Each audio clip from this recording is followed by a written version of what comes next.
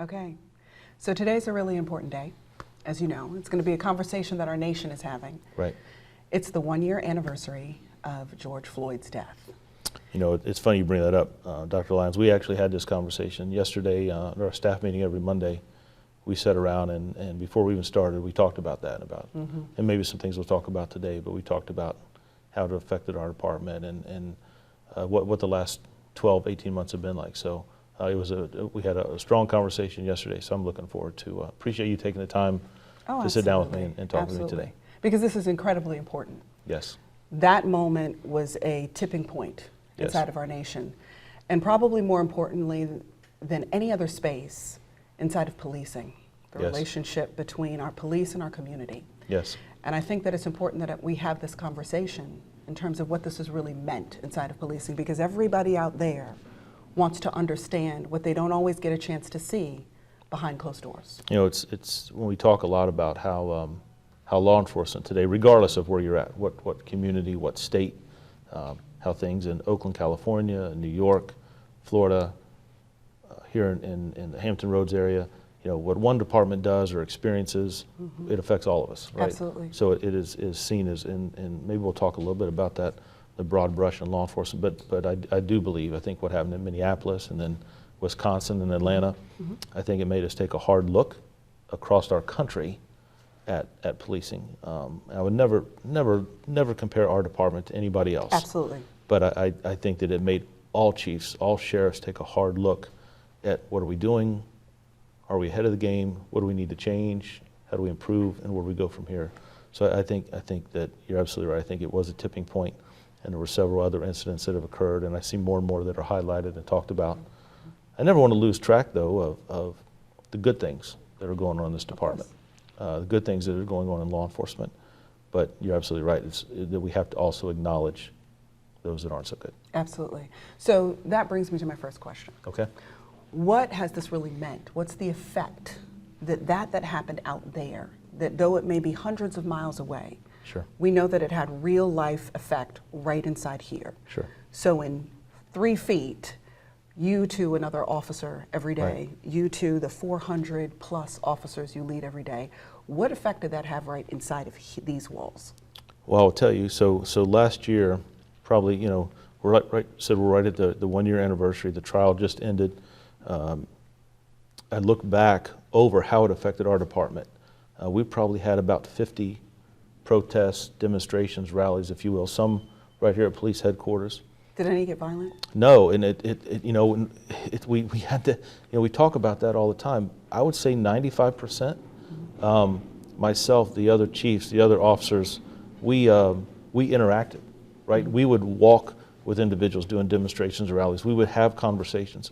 There were 1 or 2 that preferred us not to participate. But I will tell you, after those walks or demonstrations were over, they would ask us to come in, and they would ask us to come into their circle, and they would ask us questions.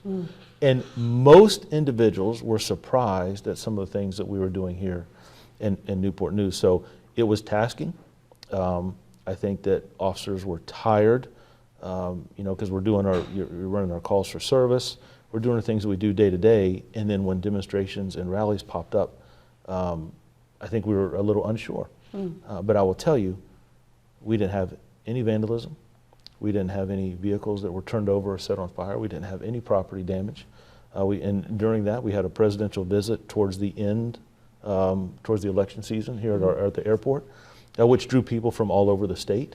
But I tell you, I could not be more impressed with the way the officers handled those demonstrations, those rallies, how we interacted with people. I think that's important, how we had conversations. We opened our doors and forums. I think we even still have those going on today. But it made us take, for me, you know, I wanted to have those conversations here of what are we doing? Let's talk about it. I don't want to, hey, you know, this will be over, we'll weather the storm. I didn't want to do that. I think it took time to sit down and really evaluate what we're doing and what things do we have in place to reduce the probability. I wish that I had a crystal ball and can say it'll never happen here. Right. Something like that will never happen, but I can't do that. All we can do is we look at our training, the officers that we bring in, what do we push, how do we treat our community? You know, we talk all the time about everybody matters. All people have value. But I will tell you, I think sometimes we get caught up in terms, and when individuals ask me, do Black Lives Matter? Of course they do. Right. Of course they do. But to be able to have those conversations, I just think it makes us better, interacting with our community, and I think it starts at the top. So I've got to set the tone of what this agency is going to do. Leadership matters. Absolutely. And you use the word reduce. So let me ask you a direct question, because we have conversations about these kinds of things all the time. When you and I, when we talk about it, we talk about, what happened as if a match dropping inside of a space, right? And what do we do to be able to ensure that that match, when it drops, because things will happen, we're humans having this human experience together, right? And stuff does go wrong. So what is it that you're doing to ensure that if that match drops, God forbid, how do we ensure that it doesn't set our entire community aflame? Well, I would be the first to tell you that we do not get it 100% right here in Newport News. We make mistakes every day. Right. And I can lead the charge with that. I make mistakes every day. I think that we have to be open and transparent. I think that we have to have a foundation here that we're going to be community focused, that we're going to focus on our youth of our city, community policing, and we're going to have interactions. I think that we have to be transparent by opening the doors and having our citizens come here and see, whether it's a Citizens Police Academy where we have citizens involved in our promotional processes to pick the next leaders, and I'm talking the top leaders. Absolutely. I'm not talking, all leadership is important, but when we talk about assistant chiefs and captains, to bring citizens in here and have them have a say who leads this department. I think it starts just down the hall when we talk about new recruits that come into this organization. Who are we selecting? And we have about a 13-step process, and I wish there was a perfect way to do it, right? But we have about a 13-step process, from home visits to ride-alongs to background investigations to putting out an email across the department. Does anyone know this individual? Does anyone know Steve, anything about him? Selecting individuals that they ride with and getting good feedback. An evaluation with our department psychologist to tell us those home visits that, hey, we're coming this week, but we don't want to give an exact date because we want to kind of see. The polygraph examination, the training academy, the field training, all those things matter. Right. But I think it's important, when we talk about reduce, is how do we effectively do that? Then I think the other side of that is training in our own department, not just brand new officers that come in. Right. Officers have been in 15, 16 years. Policing, it changes and evolves, and the communities demand more than what they did. And it has to constantly improve. And we have to evolve. Right. So to be able to have those conversations, I believe that I get teased in the hallway, but we are better today than we were yesterday. Absolutely. But I firmly believe that we will be better tomorrow than we are today. And it's how do we continue? What do we learn from other departments that are doing it better than us? How do we learn from those that may have struggled and some mistakes? And how do we reduce the probability of that happening? We've extended our training academy. We've worked, you helped us, our PIO office, media relations. They get mad at me now because I keep adding weeks onto the academy. But some of these classes that aren't state mandated, but it is important that we spend a whole week about how we talk to people, how we interact with people. And we've talked about it is more important to have conversations and relationships than confrontations. So I hope that the department sees and feels that as we move forward. Those are the things that we're focused on: training of the officers we have here, bringing in new officers, and keeping it on the forefront. So when we do a promotional process, it's not just about policy and procedure and how well you did on a test in an assessment center. It's questions like, how do you feel about the community? How do you feel about youth? How do you feel about race? How are you going to go out and interact with our citizens? What are you going to do when you're not being called by a citizen to help in some situation? What are we going to do in that downtime? And I want to hear independent thought about, I'd like to go to the Boys and Girls Club. I'd like to stop by the community center and interact. I'd like to get out and walk. Those things that I think maybe we have taken our eye off of, about just walking in a community and talking to people. I think that sends a strong message. Even if it's 15, 20 minutes, I think that stuff matters. And see, so what I hear over and over again is you're talking about relationship building. Yes, yes. That has to be our priority if we're really going to keep our communities healthy, and to ensure that there are positive relationships, connections between policing and the communities that they're policing from. Sure. So I'm curious, does that get pushback for you just from various people's perspectives about, does it feel like too soft a skill to be doing behind that badge? It's funny. There's a saying, I'll say it before I even get through the sentence. Anybody who's watching today or whenever will know, but in law enforcement, we do not like change. However, we do not like the way things are. Right. So so there's always skepticism, and anytime you go outside of the department, what I've seen in my 28 years is when you open the doors to community or different entities that are not sworn, that don't go through the training that we do, that don't experience the thing, they don't see the horrible things that officers see. Right. And they do. They And see there are a lot. horrible things. But to open up, it's bringing someone else in, and there's a little bit of concern. But I believe it is our job, the leadership side, the more experienced officers who've seen, when we talk about homicide detectives and aggravated juvenile detectives, we never ask, what was your qualification score? What did you score on the test? How did you do on the assessment center? The number one thing they want in those divisions, how do you talk to people? Can you sit someone down and have them open up and talk to you? So when we're out in the community and citizens, they start calling you by name, not chief or hey Steve. When they start calling you by name, when we're interacting with our churches, when we're walking in the neighborhoods, the Boys and Girls Club, and instead of saying Officer Maynard, when they say Coach Maynard, those things matter. Right. And I have not yet met a parent, whether they're pro-police, not police, unsure, but when they see us interacting with youth, if you care about our children, if you're investing in my son or daughter, absolutely, you know what, that's somebody who cares. And we learn, I get a lot of input from citizens. I want them to feel that this is their department, that they can talk to us of things they would like to see, things they'd like to hear us develop. I do not want the first interaction with citizens in this community, with their police officers, their police department, to be, we're just coming here to make an arrest. That's the only time we see you. It's the only time we see you in your neighborhood is when you come to make an arrest. We also see you driving by and seeing kids when they get on the bus or off the bus.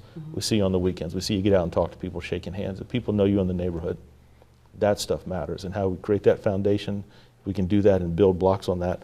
I think that is and it's not a new concept. It's not a new program. It's not a new community. It's individuals taking 5 minutes out of their day to talk to other people. And how that 5 minutes can be worth a lifetime. Absolutely. In terms of outcomes. Absolutely. So if you had to tell me that there were a couple of core things that you really feel like came out of that experience, or really you as a leader, so I'm asking you from a leadership perspective, that came out of that experience that we all recognize as a national tragedy, right? Sure, yes. But the best way to honor a tragedy is in the way that we grow and improve together as humans, right? So if there were 3-4 things that you would say, this for me as a leader elevated out of this experience, what would you say those were? I think some things that we learned, but I think probably the biggest thing would be our culture. This culture of this police department, the culture of this department is that every single citizen, 180,000 that live in this city, that work here, another 25, 30,000 that work at the shipyard, that this community swells, that all people have value. To treat people the way, and how do we say it, that you would want people to treat you, or the people the way you want you love. to treat the ones you love, your sons, your daughter. If your son or daughter is in a traffic stop, treat them the same way that you would somebody else. Absolutely. So I will tell you one of the lessons I learned. I tried to watch the national conversations and the reports in different cities, and I heard we had in our department, we have duty to inform. So if you and I are both officers and I do something, say something out of the way, act inappropriately, your duty to inform is to go to my sergeant, our sergeant, and let them know. Okay. But I heard all this conversation. We saw what happened in Minneapolis, and how do we learn from that? And I kept hearing duty to intervene, duty to intervene, duty to intervene. And we looked at that, and I will tell you, we were actually there was a demonstration, and I heard people talking about that conversation and what it meant. I will tell you, I took a pencil, I pulled that policy and wrote in duty to intervene, and I actually took some language out of Baltimore, where now, if the chief of police, as an example, if I'm arguing with a citizen out front, if I lose it one day and just have it frustrated, right, that I would expect an assistant chief, a captain, a lieutenant, a brand new officer, or even a recruit to come up and step in between us to intervene in that situation and let them take over that conversation. We have even incorporated that in our training for recruits. I'll give some of this away. When a recruit comes through the door, or an officer comes through the door in in-service training, that they will see a person of rank yelling at a citizen.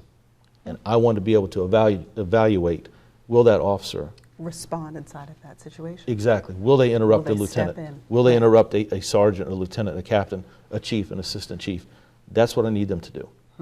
And push that and encourage that. And I have to, chiefs, sheriffs, we have to create an environment that encourages that and allows that. Gone is the stigmatism of, Rank. I meaning- can't right. say anything because Right. I'm an officer, I'm ranked, a sergeant, that's a lieutenant. That can't happen. And today, it doesn't matter what your rank is, it matters how you treat people. Absolutely. Absolutely. So I'm hearing you say, relationships are everything. Absolutely. I'm hearing you say that the culture, in terms of your responsibility in leadership, is Yes. important. I'm hearing you say that spending the time to invest in your community really matters. I'm also hearing you say that training is extraordinarily Yes. important as well. So these things come together. When you talk about training, though, I'm going to interrupt you for a Sure, second. please. When we talk about training, I'm not just talking about how we handcuff someone. I'm not talking about how we respond and park our vehicles.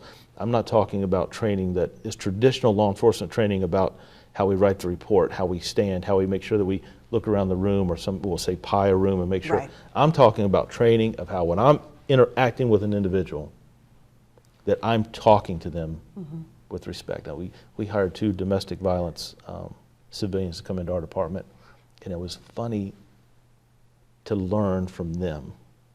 How do we do better at domestic violence? We're making the arrest, the individuals usually there. How do we learn? And the things that they told me, or things that you and I talk about. Chief, when an officer walks across that threshold, and whether it's a battered woman or a battered man, when they walk across that threshold, how they talk to the victim sets the whole tone Yeah. of how that interaction is going to go. Yeah. If they'll open up to you, if they trust you, if they'll cooperate with you. And what we focus on is who did what, who hit who first, and an arrest being made, and relief. Right. We have to treat that situation, that victim, the kids in the room, that what's going on, my mother, my father, boyfriend, girlfriend, how we walk across that threshold and talk to that victim matters. Because at the intersection of facts and feelings Yes, is where good policing exactly, takes place. exactly. And Absolutely. we've got to reward that behavior. We've got to highlight that behavior. I can't tell you the number of letters and emails that I get. Chief, I just wanted to tell you, thank you, this officer helped my son with autism. This officer helped my mother who had Alzheimer's. Those things we don't see a lot on the media. We try to put them in our newsletter here. But I try to make a point to reach out to those officers and tell them thank you, because you'll hear it in speeches that I give. Captain Tejan's kind of coined it. What you do matters, and it makes a difference. I don't want I wish I could say that what happened in some other cities would never happen here. But I can tell you, just in the time I've been here, we've made mistakes. We own them. We're going to be Right. transparent. We're going to be on, whether it's in person, news. We can't run from that. And that's different. When I came up through the ranks, it was no comment, no comment. Those days are long, because media will find a comment, Oh, right? for sure. They will find a comment. Right. But even with youth, I just think that matters. When we get it wrong, and we're all human, but we have to own that and be transparent about it. Absolutely. So where do you go from here? Because the moment has happened. Right. It elevated things that people recognize have been challenges inside of policing, to say the least. Some have been really major issues Right. in other places. And you have taken it upon yourself as a leader to recognize that while I can't control what happens everywhere else in the nation, I'm going to make sure that the standard of excellence operates right here where I am leading. Wow, that's a great question. So what now? So I think we started a while back. I think that we have to stop trying to do it ourselves. That we think that all the answers are in blue and they're in this uniform, and what page do we turn to find that? I think that we have to bring in professionals from outside, individuals that are specialized in relationship building and communication, effective communication. How we interact with domestic violence. How do we interact with individuals who are in lifestyles where they're surrounded by fear? I carry this firearm because I'm afraid someone's going to hurt me. Right. I think that it's bringing citizens in to help us select our next leadership. Just a little before we sat down today, we had our use of force review board. When I first started here, it was a report that we would send up. I would look at it and make a decision if it was in policy or out of policy. Now, we're showing the unedited body-worn camera footage to 4 citizens and 4 officers. and they're making decisions. We have officers come and they explain this is what I did and why I did it, but citizens make that decision.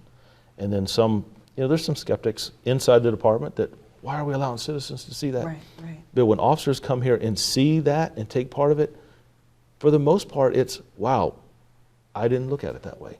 And the same with citizens. Well, you're only allowing certain citizens. No, we're also allowing citizens to come in and view and watch and be spectators, if you will, about how that process works. I think those things are important. When we plan our community events, we're focusing with our youth and interacting with our citizens and walking. So one of the things I started last year, and you don't laugh, but every Friday I try to clear my calendar for an hour. It drives my assistant crazy, but I try to clear it for a calendar and for an afternoon on a Friday, and I go to some neighborhood in our city and I just walk. We don't make a big publicity about it. If citizens were to come out and walk with me or come out and see me and talk to me, that's great. If they don't, then it gives me a chance to get fresh air. I get my steps in, right? But I get to talk to people. Right. Even if I just wave to them or I give a fist bump or a high five. I think being exposed to the community and allowing them to be exposed to me is a game changer. I want people, when they say, Chief Drew, I talked to him, I met him, I've seen him. I think people want to have those conversations, and I just think that's important. Where do we go from here? I think we continue to build on what we're doing to bring in more citizens and expose ourselves. And I talk about bringing citizens here. It's important that we go to where they are, right? We go to their neighborhoods. I'm excited that the new chief in Hampton was just selected, and I'm going to let the cat out of the bag. I'm going to challenge him when I meet him officially, right when he gets sworn in. I'm going to ask him to come walk a neighborhood with me here in Newport News, and then I will walk a neighborhood with him in Hampton. And I think that sends a strong message to communities and to individuals that want to take advantage of others. But I just think where we go from here, I think it is continued focus on what we do for this community, that we will protect our citizens, that we work with them. Nobody wants to be arrested. No. No officer comes to work, I can't wait to make an arrest today. Then we're going to court, and it's, sometimes we have to do that, but I think we can do that with respect. And at times, all of us lose our temper, get frustrated. I think we have to be able to step back, let our partner or somebody else step in and handle that situation. And then once it's over, it's over. Let me ask you something that you brought up really quickly before we wrap. Sure. You're mentioning and have mentioned, referenced before, the kinds of things that officers see. Yes. Right? And there's a human factor behind this badge every single day, right? Absolutely. And if we're not addressing that, more significant mistakes can happen. What are you doing to help ensure that we're taking care of the person behind the badge so that he or she can be the best person when they're interacting inside of that community? You're talking about a hard topic there. In our profession for years, it's been we don't show weakness. If we do that, if we show emotion, it is showing weakness, and we're not supposed to do that. I've seen officers respond to where an officer here, Officer Thine, lost her life in the line of duty. Right. I've seen just in the last weeks, officers responded to a 10-month-old that was, his life was taken by his own mother, and then an 8-year-old that was critically injured. I've seen officers go to calls where they thought they were just going up to talk to someone, and they pulled out a firearm and fired at the officer in a crowd of people. Just last night, an infant that got a hold of some of the e-cigarettes, and a 1-year-old and drank it, and was flown to the hospital. I've seen officers stand at bedsides and process some of those scenes. Our forensic technicians process those scenes for hours. There is no way that cannot affect who we are as people. Absolutely. This badge and these patches don't prevent, they don't put blinders on of some of the worst things we see in society. The traffic accidents, the fatalities, the shootings and the homicides, listening to a mother cling to you because her son or daughter has lost their life. Right. And then I send the officer home for 8 hours, and they come back the next day, and on every citizen interaction and every call, every traffic stop, they're supposed to get it right 100% of the time. And I would submit to you that that's unfair. We have a department physical every year that makes sure our ticker is working, and our vision, blood pressure, that's always an issue for us. Stress. But we need to make sure that we promote the health and wealth of our officers. We've tried to do a couple things here recently. Sarah Ketchum put together a podcast where it allowed officers to come together and talk about some of the things that they see and how it affects them. And people have outlets. We have our CISM team and our CIT training. All those, we have officers who have been trained to counsel officers that see or are exposed. And so I may have seen something, and for the next week, every other day, you're going to call and check on me. We have a department psychologist we have a great relationship with. One of the things that I changed here is if officers are exposed to a traumatic incident, which some could say, well, Chief, that's every day. But it's not every day that we see a 10-month-old that is deceased or a mass shooting that would take place. That before we leave, I need them to talk to a department psychologist, and before they come back to work, they have a second visit. Now, it's easy for me to say that, and some people get pushed back. And what I've seen, for the most part, is officers will come up and say, I didn't want to do it, and I don't understand why we have to, but I'm glad I did. But I think I also have to expose myself to those as well. So when something happens, I need to make sure that I'm sitting down with a department psychologist, that I'm not getting overwhelmed and losing sight of what we're focusing on. So the health and wellness of the officers, it matters to me. Creating environments that if I don't report that as an officer, that you as my sergeant see my behavior change. That if I'm coming in laughing and smiling and then I come in and I'm withdrawn, or I sit in the back of roll call. Maybe there's some problem at home, something wrong with my child. Maybe it's one of my family members is sick. That may affect how I interact with our community. So we try to address that from the sergeant level or supervision level as well, to know who your audience are, know the officers that work for you. But I think, again, it is creating a culture that we're not afraid to open up and talk about that. That is challenging for us. I will tell you that is challenging, and we're still trying to get there because it is so ingrained that we're not going to show weakness. When we go to a scene, we got to control it. But I can tell you, I have seen officers weep, break down after situations are over, because it's hard. If you go back and look at any videos when Officer Thine, our memorial service, that's hard. That's hard. But I think that we have to acknowledge that, and I have to create a culture here, all of us, that is okay. And I would rather you come talk to me.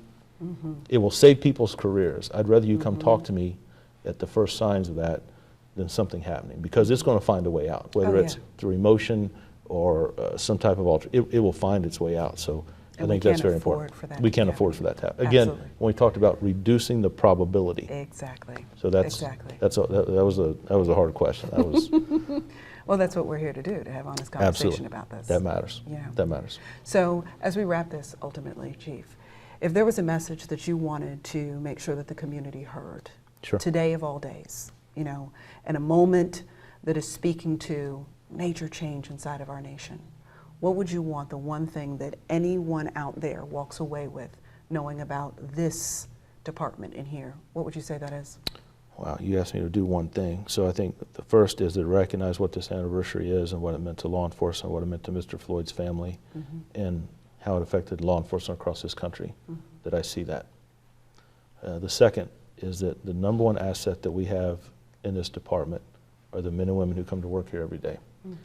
I hear a lot about we should do this and we should do that and we should do that.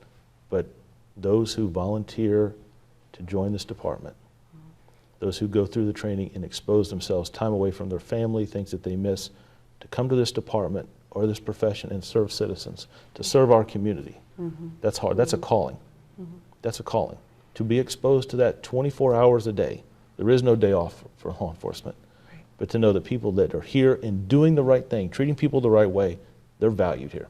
They're not just a number to me. They matter to me. But remember, the number one thing, what we do in this profession, is we swear an oath before Almighty God to serve and protect the citizens of this community. The 180,000 citizens that live here, work, play, raise, that's what we're here for. And no matter what we respond to, no matter what the situations are, our job is to protect our citizens and to treat them, never, ever, ever take someone's respect or dignity away. We may have to make an arrest, we may have to write a traffic ticket, we may have to write a summons, we may have to stop and defuse things, but never do that. Never take someone's dignity and respect away. That's the culture that I want to put here. That's what I want to create. Well, Chief, thank you. No, thank you so much for sitting down. I appreciate you taking the time. Because at the end of the day, I think that we can both agree that we have a hard job. that has to be done. Yes, ma'am. But the one thing that is absolutely true is that we've got to do it together. That's the only way we're going to. It's the only way we're going to evolve and get better. I It's not appreciate an you us coming and in today. them, it's a we. I owe you. Thank you so much. Absolutely. I appreciate you. All right. Take care. God bless.